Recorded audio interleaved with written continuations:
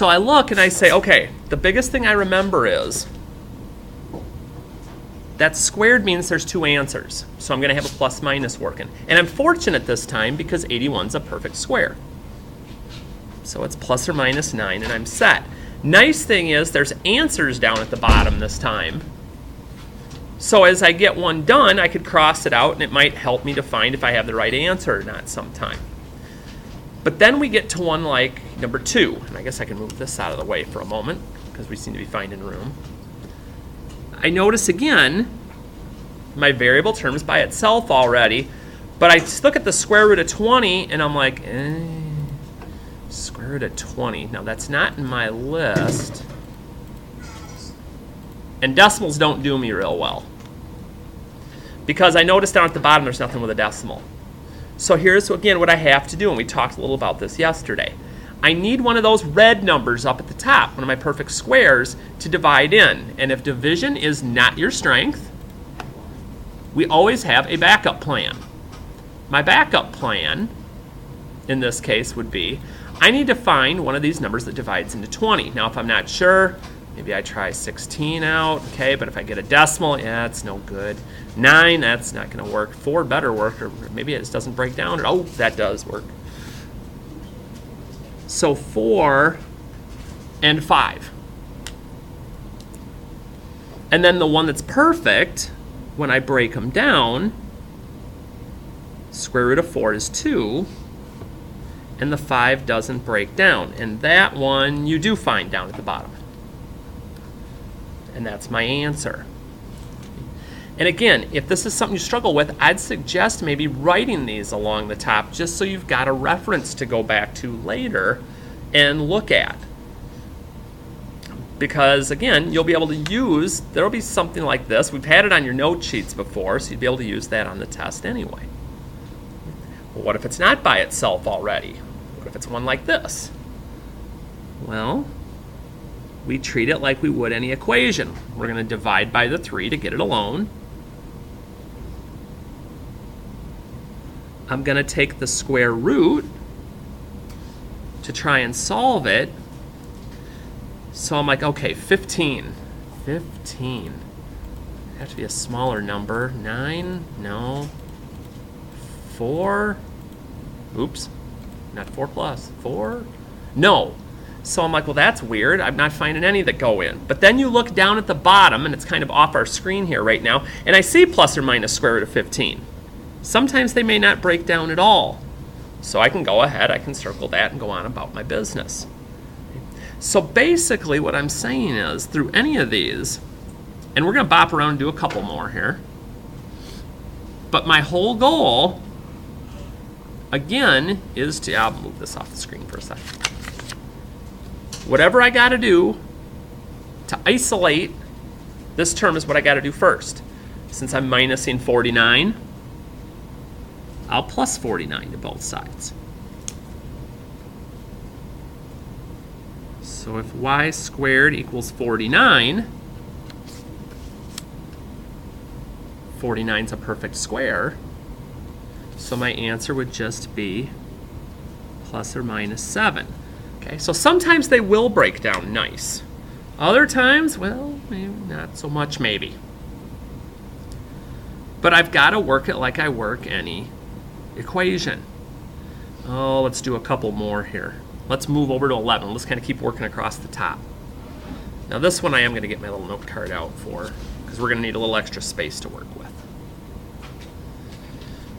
So I'll just write this down over here. If you got a scratch piece of paper somewhere, if you need one, we can get you one. Treat it just like you'd treat it any equation. I'm going to get my x term isolated first by doing the opposite. Notice I'm not doing the square root right away.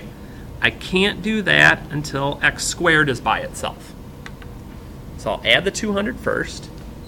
Since I'm multiplying by 4 right now with my x squared, I'm going to divide.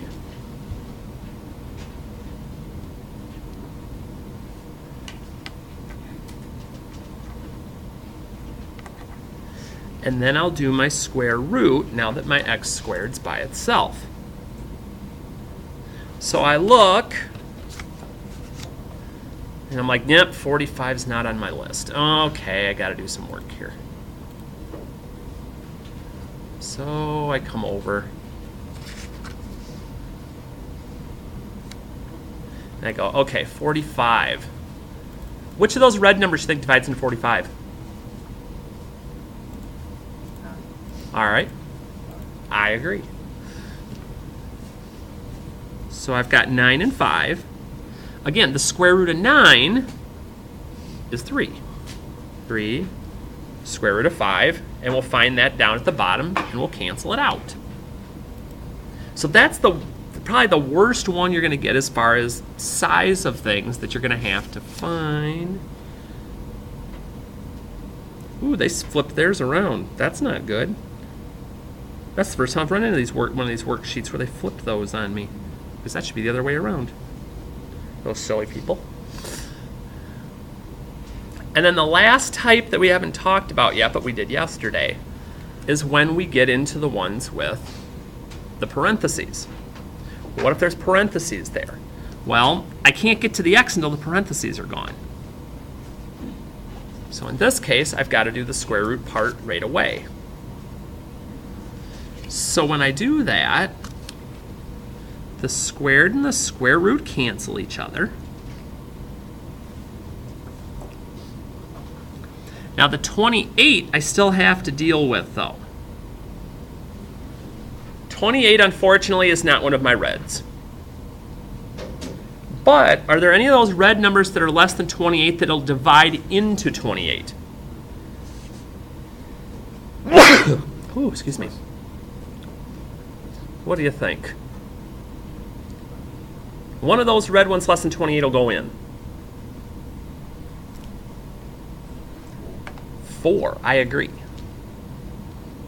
4, and then 7. And again, just try dividing them in. If you're not sure, it doesn't take that long to be like, okay, 28, let's try out 4. Oh, it's 7. Okay, that's how I get the 4 and the 7. So I'm like, okay, plus or minus, the square root of 4 is 2.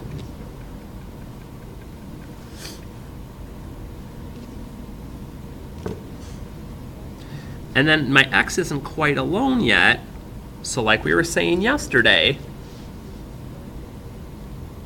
I'm going to add that over, but it doesn't mean I'm going to add it with this 2. Treat that square root like it's an exponent, like not an exponent, a variable, excuse me. And that's as far as I'm going to be able to go. And then I just cancel that out like that. And I actually want to do one more of these because there's one more thing that can get thrown your way. 17, and then we'll kind of start looking at some of the review things too. We're just going to kind of get this all mulling around in your head the day before this test so it makes life a little easier here. So that was 16. We're going to do 17 over here. I notice this time there's a number in front of my parentheses. So since I'm multiplying it, I got to divide both sides by 3. So if I divide both sides by 3, dividing over here cancels the 3. And over here, 12 divided by 3 is 4. It's going to be similar to 16 except for one thing. When I do my square root, those will still wipe each other out. But this time I get lucky. I get a perfect square as my other side. Square root of 4 is 2. No radicals this time. That's nice.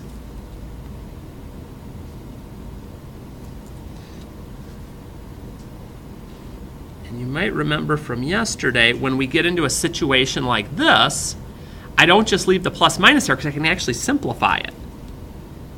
So I just break it up into 5 plus 2 and 5 minus 2 because I can actually go a step further. 5 plus 2 is 7. 5 minus 2 is 3. And there's my answer for that one. And I know I'm not putting the words in, I'm just using it more as things to cancel out so I can get the answers. But that's how these work, and that's everything basically we were talking about yesterday. So this just kind of gives you a chance to play with it a little more. Now on a longer scale look at this sheet, this guy, and I had this marked up here, will be the last assignment for homework check 12, which is going to be Tuesday. I pushed it back an extra day because I want you to have some time to be able to get some things done, finish them up, because I know the main focus now has got to be to get ready for the test. So that'll just give you a little extra time to play with this a little bit. And the answers being down at the bottom is kind of a bonus. So speaking, though, of the test, which will not be as long as the review, I just wanted to be able to have enough questions where we can do some together and I can have you guys do some on your own too. And again, using the note sheets we've done, fair game when it comes to the test tomorrow. So, okay, determine the vertex of the quadratic. Remember, when we're doing these,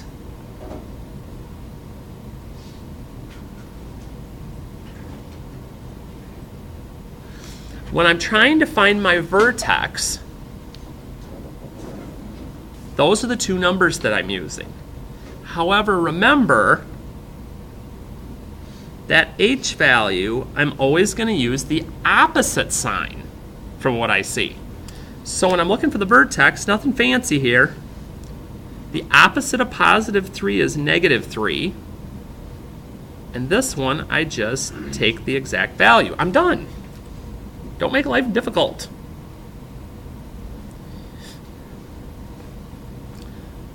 So if that's the case and we were trying out number 3, what would my vertex be?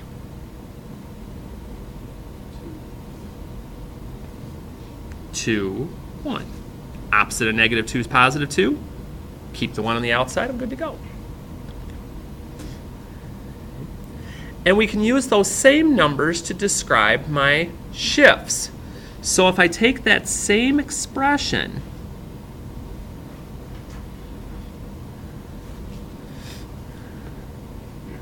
this can tell me my left or right shifts, and this k value on the end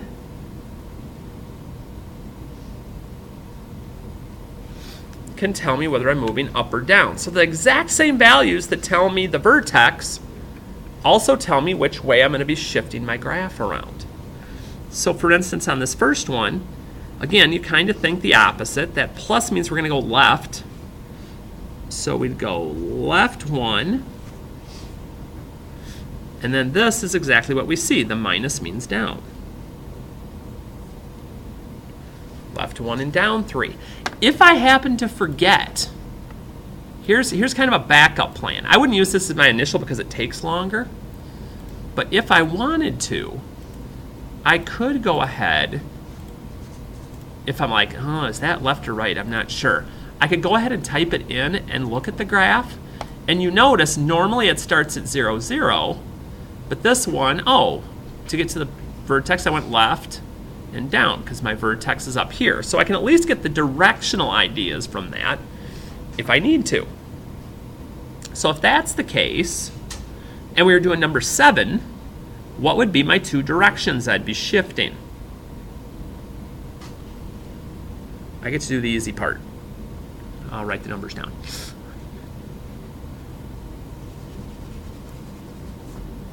For this one, am I going left or right? Going right.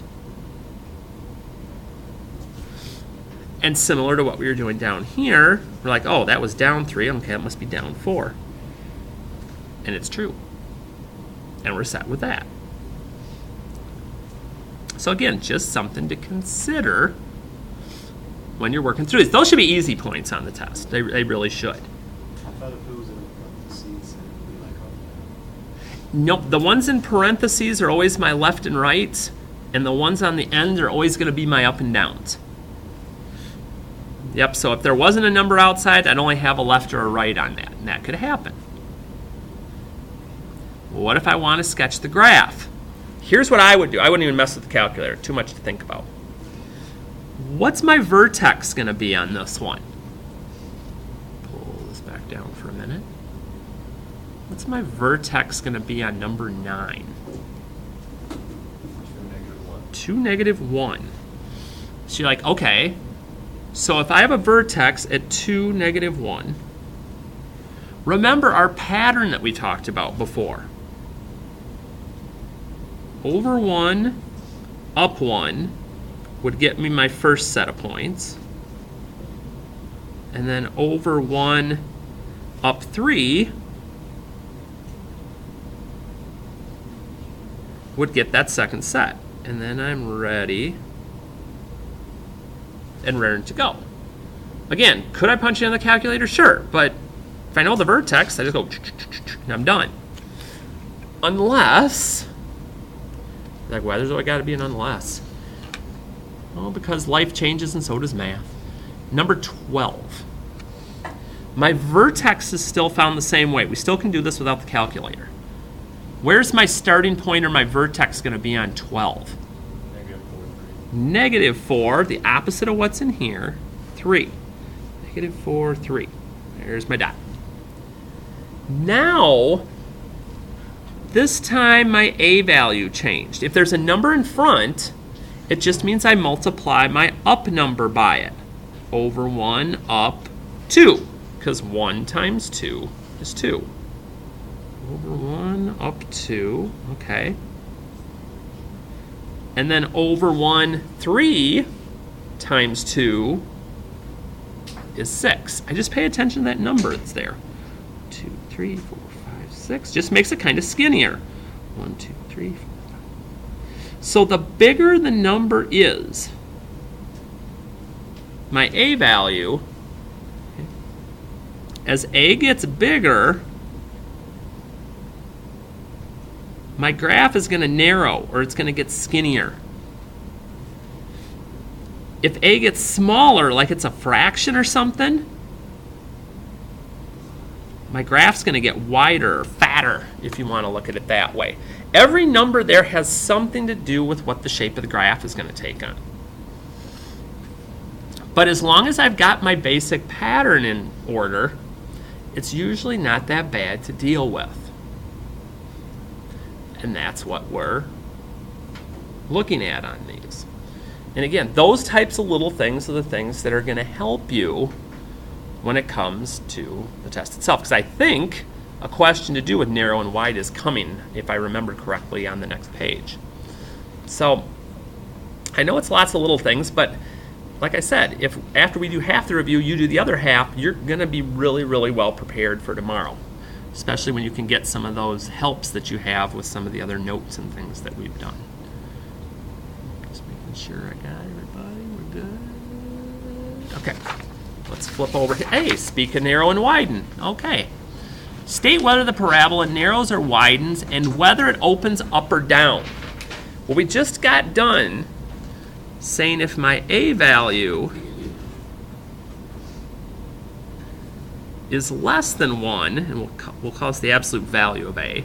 In other words, if it's a fraction, oops, did I just switch those around? Oh, I did. Don't copy what I just did. I flipped it.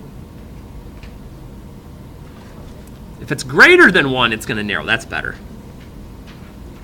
If it's less than 1, it's going to widen. All that has to do with the A value. Opens up or down. If my A value is positive, it opens up. If my A value is negative, it opens down. Now again, could I look this up in the calculator? I could.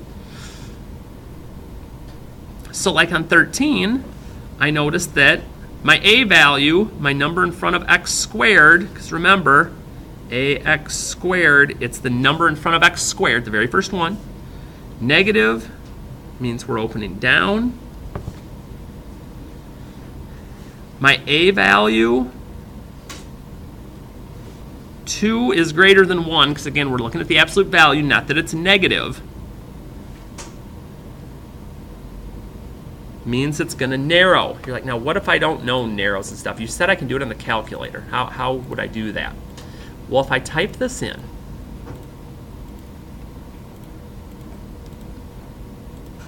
you're like, okay, I can see it opens down, but how do I tell it narrows? Well, that can be a little more interesting, because what I could do is I could compare it to my regular graph. And I don't know if it's going to be as obvious, but this one does look wider than this one does. And that might be the way that you'd have to look at it. But again, just knowing this information will help you do that. So let's say we were looking at 15. My a value is a half. Does that open up or down? Up, because it's positive. And my a value being a half, narrower or wider? Wider, because it's fractional, it's less than 1. Okay.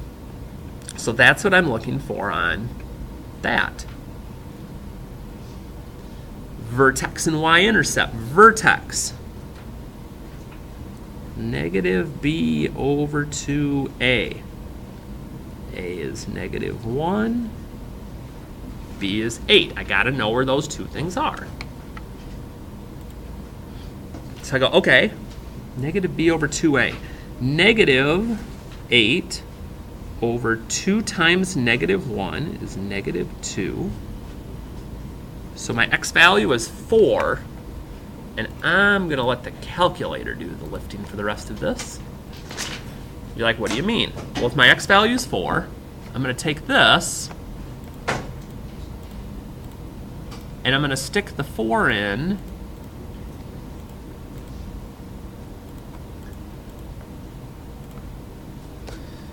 and it's going to tell me my y value, which gets my vertex ready to go.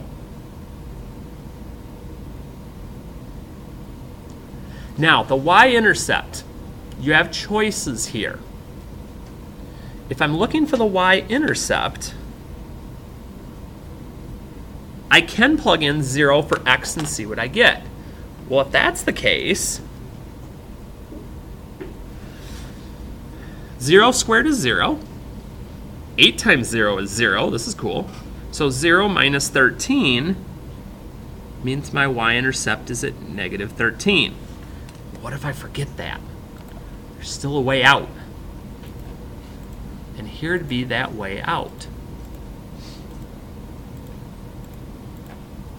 If you graph it and just hit trace, looky, looky, y equals negative 13. It'll tell you that way too. So you have options. You definitely do.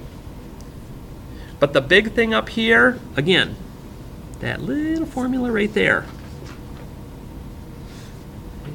A is 1, B is negative 8. Negative b, the opposite of negative 8, is positive 8. It's always going to be the opposite. Over 2 times a. Well, hey, it's 4 again. Again, once I get the x, let the calculator work.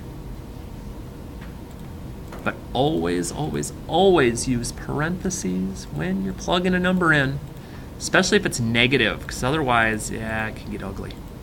All right, so my y value is 4. So my vertex is at 4, 4. And again, my y-intercept, if I plug in zeros, wipes those out. It's just at 20. Keep life simple. Yeah, I could plug that in the calculator, but who wants to do that when I don't have to? I don't. Some of you may, I don't. Graphing, still got to do a little work here. I do need to find my vertex. Then I'm going to go with the pattern. Vertex. A value is 1, B value is 8. So x is negative b over 2a. So it's negative 4. And here's our prime example of that I need to use parentheses. So negative 4 squared. Because if I didn't use the parentheses here, I'd get negative 16 instead of positive 16. And that definitely would not be the right answer. Times negative 4 plus 12. Okay, so my y is negative 4. So I can plot my vertex, and then I'm just going to use the pattern. Same pattern as when we were doing it in vertex form. over 1 and up 1, over 1 and up 1, over 1 and up 3, over 1 and up 3.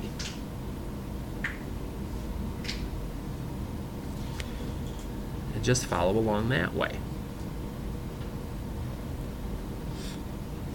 So anytime we're doing these, that's what we're up to. And I know I've been doing all odds. Well, I'm going to skip this time. I'm going to go to 24 because I see a negative and I see a number in front. So I want us to be able to play with both of these.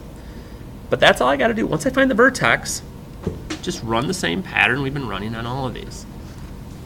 So 24, same deal. A is -2, B is -16. Use the formula. Opposite of B, over 2 times A, 2 times -2 is -4. Well, I get another -4 for X. All right, let's move this over here. Again, exact formula, exact equation. Got to be careful here with all these negatives that I make sure I get this right.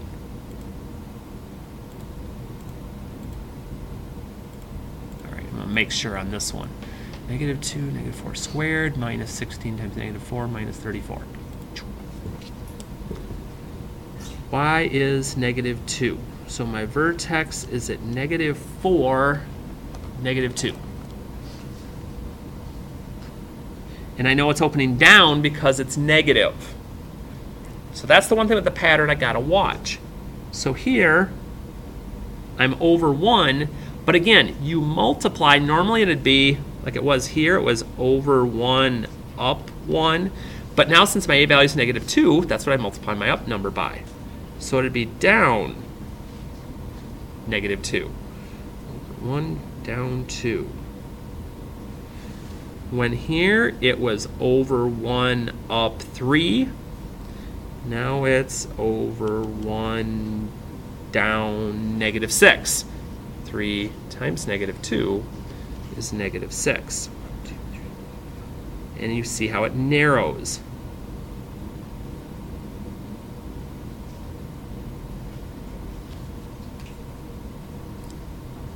Okay. Those are really the only twists that can get thrown at you. And notice the only math work I have to do on my own is finding the vertex. After that, it's just a pattern that we work with. And again, you've got different examples and notes of these. If you don't, some of them they're still all online because I got like the last 6 weeks worth of stuff on there still. So no big deal with those. But again, it's getting used to the pattern, and these other two will let you practice that because they each have the pattern involved in them. So just something to play with a little bit. So then, I believe the last thing we have to play with here is a little bit of solving with roots and with our graphs here. So one more flipperooski. Find the zeros of the given quadratic. If we give you the picture, you just have to see where the graph crosses the x-axis. Where the x-intercepts is basically what we're asking. They're at -5 and a 3. That's it. So again, don't make life complex. It doesn't have to be. You're like, well, wait a minute. How do I do that on this one? I don't have a graph even. Here's what we're going to do when I don't have a graph. We'll use the technology a little bit here. So if I plug this in, x squared plus 3x minus 28, and I graph it, I see there's 2 places it goes across the x-axis. Well, how do I see those? If I bring up the chart, we're going to look for y equals 0 on the chart when we type this in. Well, I see one there. X equals 4. Okay, that's where there's a 0. If I look right, okay, so that'd be this one. There's one over here in the negative. Okay, let's look at the chart again. There's a negative somewhere. There it is, -7. So if they give you an equation, just type it in, kind of eyeball it, and then go find those zeros. And we'll be able to find them fairly easily. It's nice. So that's all we got there. And then we get to what we've just been working on. So again, when you're doing these, main focus. If it's not yet, get your x squared term on a side by itself. If it's still not quite alone, divide to get it by itself. And then we hope, oops, do we fit on the screen? We hope that when we go to do the square root, that it's one of our perfect squares. But remember, and I don't want you losing a point because of this, squared means there's two solutions. You've got to get the plus minus in there. If you forget the plus minus, that's not going to work out quite so well for us. If there's parentheses around the x, you can square root right away, because squared and the square root cancel. They're opposites. Square root of 36, lucky day for me, is 6. And these are the ones that when I get x by itself,